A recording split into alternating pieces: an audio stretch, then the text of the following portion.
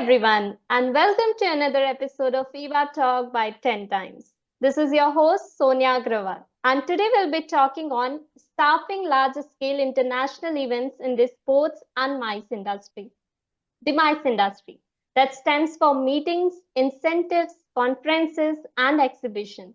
It involves organizing large scale professional events, which brings together diverse global audiences, and it helps in networking, knowledge sharing, and business growth.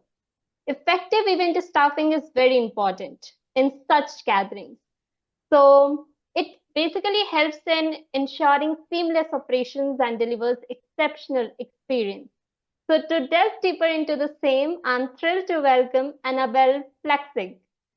Annabelle brings extensive expertise in sales and a deep understanding of field marketing, MICE, and sports industry.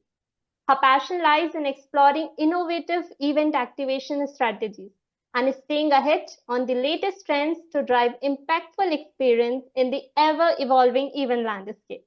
Hi, Annabelle. Welcome to the podcast. Hello, Sonia. Hello. Good afternoon. Oh, nice. So, let's begin this conversation. Okay. So, as we are talking about international events, right? So, I think there are some key challenges of managing multilingual and multicultural teams, especially at international sports or MICE events. And if you can throw a light on how we can address those challenges, that would be great. Yes, so talking about international events and large-scale events global wide has been always our expertise at Elevate Staffing.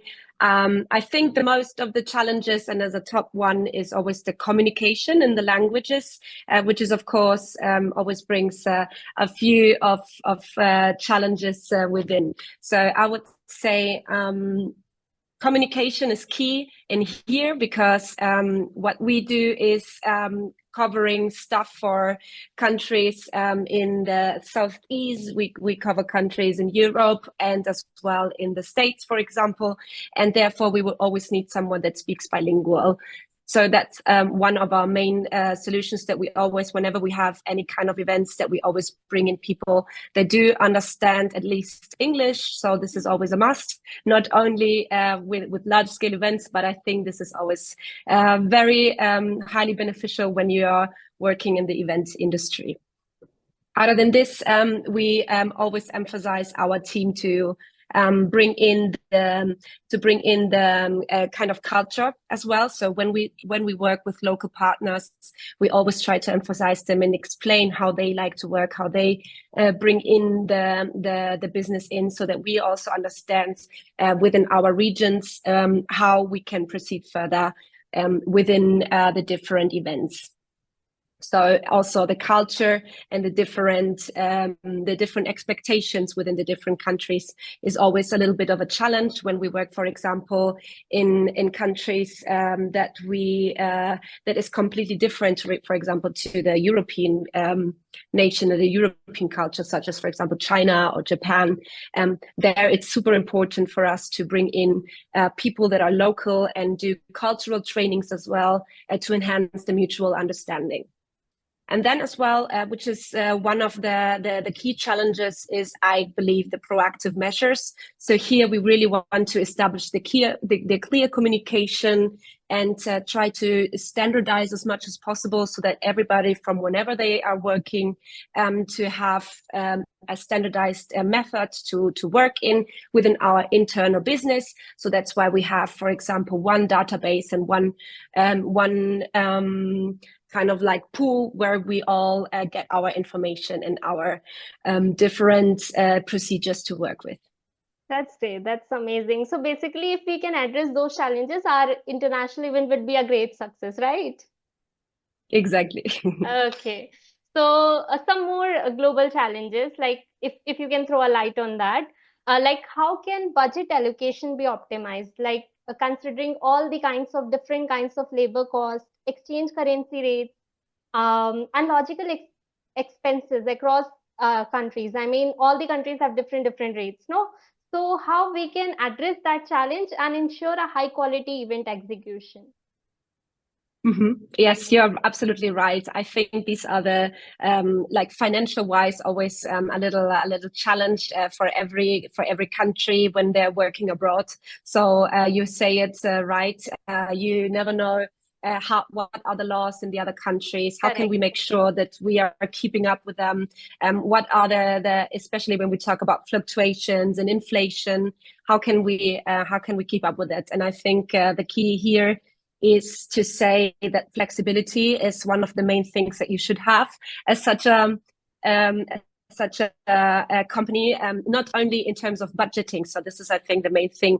Try to get with the client and explain the situation and say, hey, we need the flexible budgeting and the constant monitoring of the exchange rates, so that that when we have the open communication with the client and they understand that we have these kind of things, most of the time the client is super understanding and understands that we have to also keep up with the world that is happening around us. So when the inflation is happening in this country, we also have to keep up, as we are working also from people to people. So that means that we are not working with one single product, but we're working with actual human beings. And of course, they also need to pay their salaries, and we need to keep up with their needs and expectations.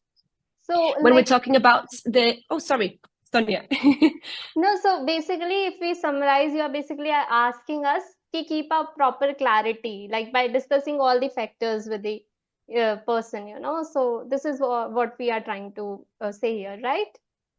Exactly. Yes. Okay, Yes. okay. So we usually work with, so not usually all of the time, we work with local partners that also give us the consultancy about what is currently happening in the different countries. And when we do work with the local vendors, they do explain as well, hey, we are now not maybe working with this rate, but with another because of this and that and the Correct, situation. correct. So to really understand the costs much better, and also to give this clarity and transparency to the client is, I think, much appreciated for them as well. Yeah, right, right.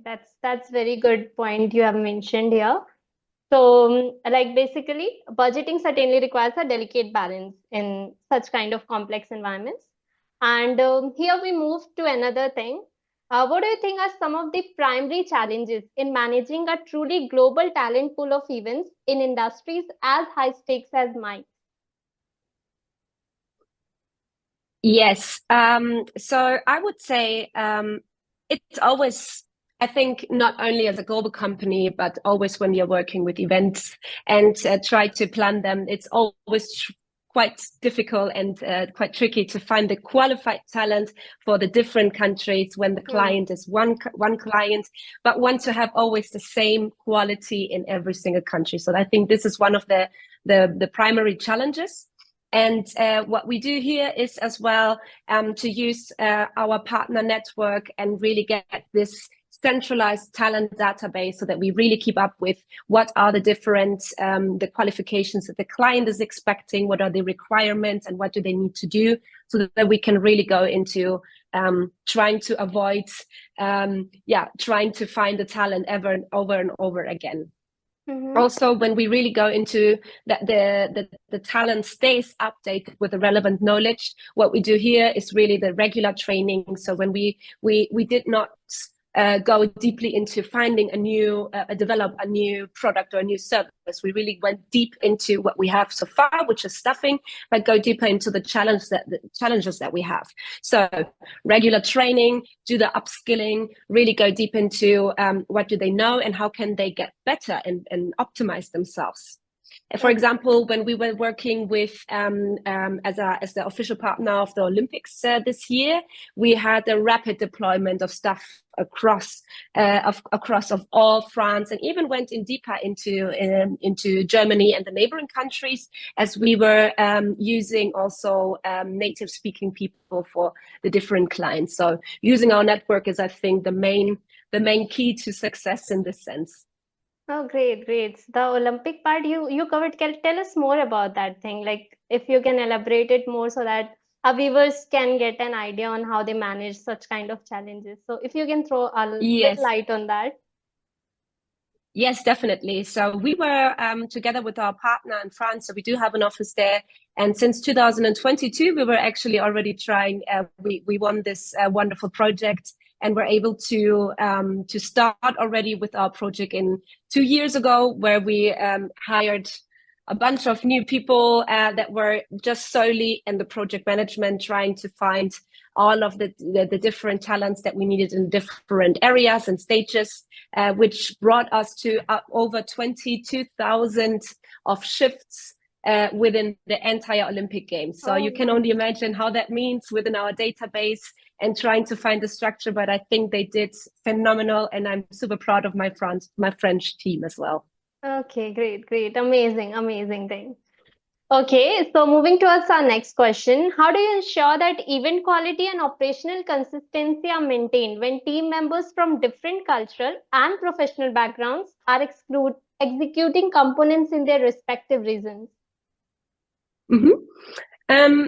Here also the key, I can only emphasize to have standardized processes that work globally. That means that we have it, for example, all in English, so that every team member and every local partner can understand. Also, in terms of the processes, when we're talking about systems, CRM, web software, and all these kind of things helps us a lot, and keeping the entire work adaptable. So what we do here, as I already said, that we have an internal database that we work from the field staff up to the board that has an overview of all of the things that are happening worldwide, and have uniform checklists and quality standards tailored to the local needs as well. What we do as well is that the local team leaders ensure the implementation of these standards. So here we do really the regular virtual meetings, that we maintain the consistency and really understand what are currently the situations. Can we maybe adapt to a process that we do maybe in the UK, or can we maybe emphasize more trainings or more kind of like learning and case studies to really go deeper into the topic. So, for example, again, getting into an example that we have this year. What we were also the partner of many sponsors of this year's UEFA Euros Cup in Germany, where we had clear guidelines for all locations, as we had over 10 host cities to cover, and here with daily updates to really ensure the quality control. And this is super helpful when we have someone that is maybe trying to help us getting new into the business, being a supporter only, and really understands, okay, what is happening in every city, in every country. So like that level of consistency is truly impressive. I mean, this is superb. Thank you.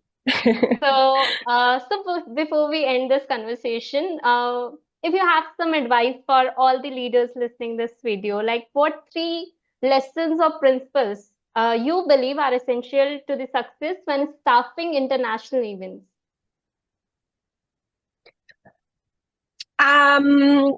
I would say getting back to the roots, where we really say you always have to think about that we are all human beings. We are in a people-to-people business, so flexibility is absolute top one of the principles that we need.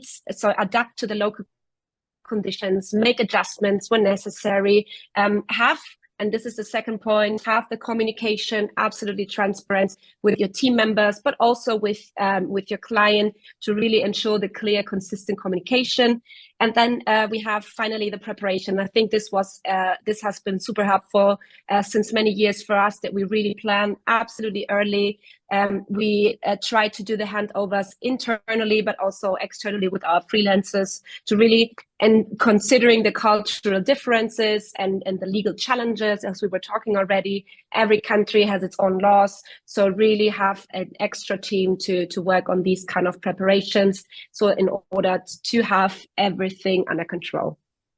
Okay, so like 3 principles, if we sum up the 3 principles that you mentioned, it's basically clarity, adaptability or flexibility, and proper preparation. Like this absolutely makes a successful international events. So is this what you were saying? Exactly. You got it, Sonia. Okay, nice.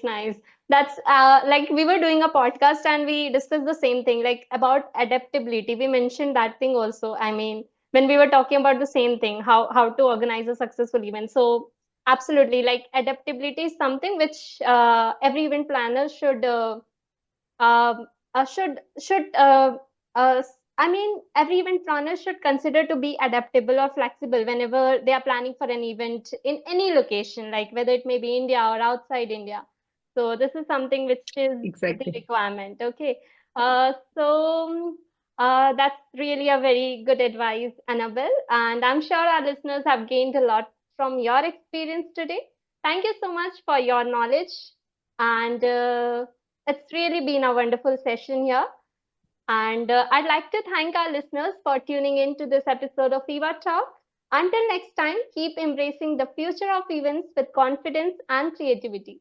Don't forget to subscribe to 10 times, your go to platform for discovering and managing the best events around the world.